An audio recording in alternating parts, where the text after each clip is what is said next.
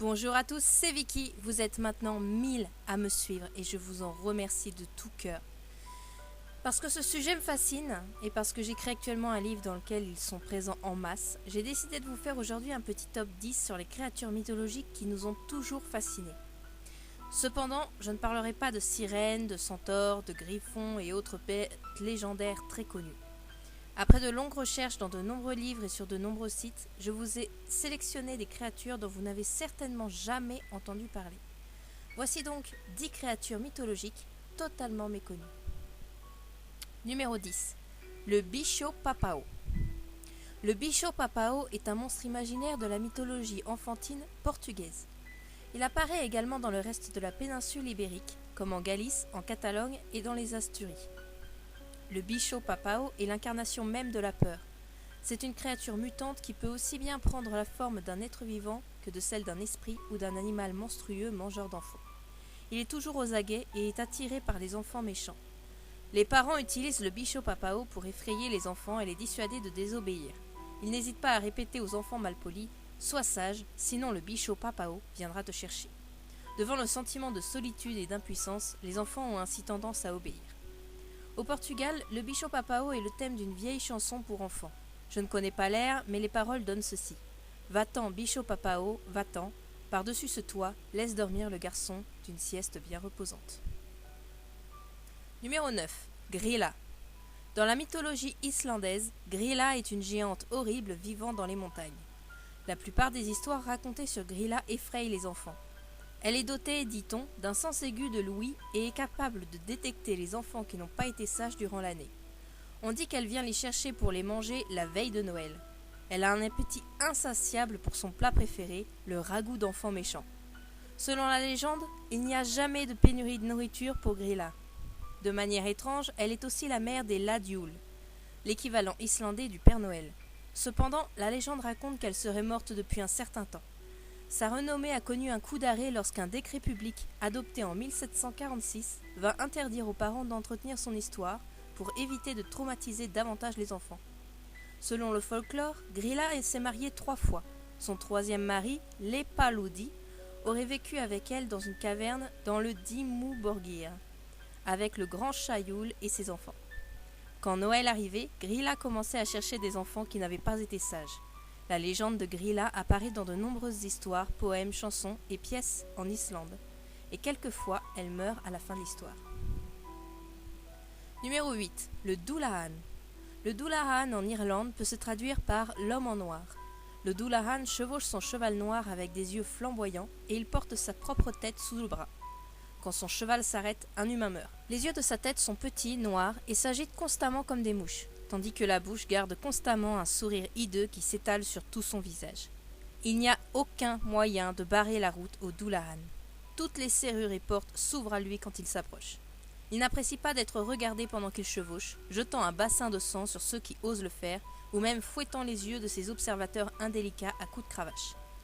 Dullahan est effrayé par l'or, et même une épinglette en or peut éloigner un Dullahan. Vous connaissez sûrement ce personnage sans le savoir.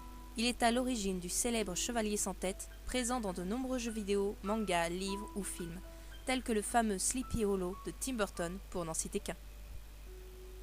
Numéro 7. Droghen. Droghen est le fantôme d'un homme qui est mort en mer. Il est énorme et monstrueux, couvert d'algues et avançant avec des rames de bateau. Il fait un cri épouvantable quand il apparaît. Et la légende veut qu'il apparaisse les nuits de tempête en mer afin de précipiter le naufrage des bateaux et navires et la noyade des marins et pêcheurs. On raconte qu'un homme aurait un jour essayé de poursuivre un Droghen dans un cimetière. Il aurait appelé les esprits d'autres morts à sa rescousse. Le lendemain, on aurait retrouvé le cimetière recouvert d'algues et toutes les tombes ouvertes.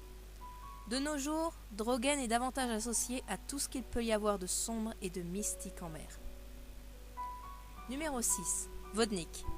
Un vodnik, en Slovaquie, est un esprit mâle vivant dans l'eau, dont on dit qu'il apparaît sous la forme d'un vieil homme nu avec un visage de grenouille, une barbe verdâtre, des cheveux longs, un corps habillé d'algues et de boue et habituellement recouvert par les écailles de poissons noirs. Il a des pattes à la place des mains et une queue de poisson palmée et ses yeux brûlent comme des chardons ardents. Les contes tchèques, slovènes et slovaques ont 2 versions du vodnik, un bien et en mal, qui essayent ou n'essayent pas respectivement de noyer les gens quand ils nagent sur leur territoire. Les vodniks stockeraient les âmes des noyés dans des tasses en porcelaine fermées par un couvercle. Ils considéreraient leurs tasses comme le patrimoine le plus précieux et afficheraient le fruit de leur travail fièrement à leurs confrères pour montrer leur statut social ou leur richesse, comme nous le ferions avec une belle voiture. Numéro 5. Vodianoï. Un Vodianoï est un personnage de la mythologie slave qui vit dans l'eau. En Russie, c'est un esprit malveillant dont la principale fonction est de noyer les gens et les animaux. Il représente les elfes aquatiques ou les ondins, qui ont la vilaine habitude de se saisir des imprudents qui s'approchent de la berge en les tirant vers le fond, puis de capturer et stocker leur âme dans de petits bocaux. Ils ressemblent aux humains, mais avec une peau verdâtre et ils ont des nageoires aux pieds. Ils parlent le langage des animaux aquatiques et celui des humains. Certains sont supposés avoir plusieurs centaines d'années. Ils aiment fumer la pipe en méditant assis au bord de l'eau ou sur des branches proches. Pour leur échapper, il suffit de leur offrir un peu de tabac. Numéro 4. Les striges. Les striges sont des démons femelles ailées, mi-femmes, mi-oiseaux, qui poussent des cris perçants. Elles apparaissent dès l'Antiquité, dans la croyance romaine. Les premiers textes portant sur le sujet ont en effet été écrits en latin et semblent se référer à une ancienne croyance populaire. Les striges s'en prennent essentiellement aux nouveau-nés. Soit elles sucent leur sang, soit elles les enlèvent de leur cercle crochu. Elles sont pour cela souvent confondues avec les vampires. Elles sont également associées au cimetière. Selon Pline l'Ancien, elles empoisonneraient les enfants avec leur lait. Le mot strige servit aussi d'injure dans le monde romain.